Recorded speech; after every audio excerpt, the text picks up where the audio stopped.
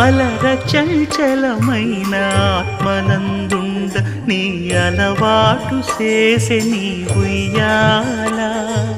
అలర చంచలమైన ఆత్మనందుండ నీ అలవాటు చేసే నీ ఉయ్యాల.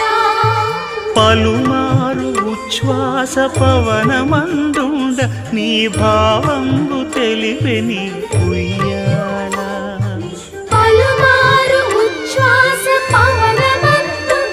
నీ భావంబు తెలిపే నీ ఉయ్యాల ఉయ్యాల.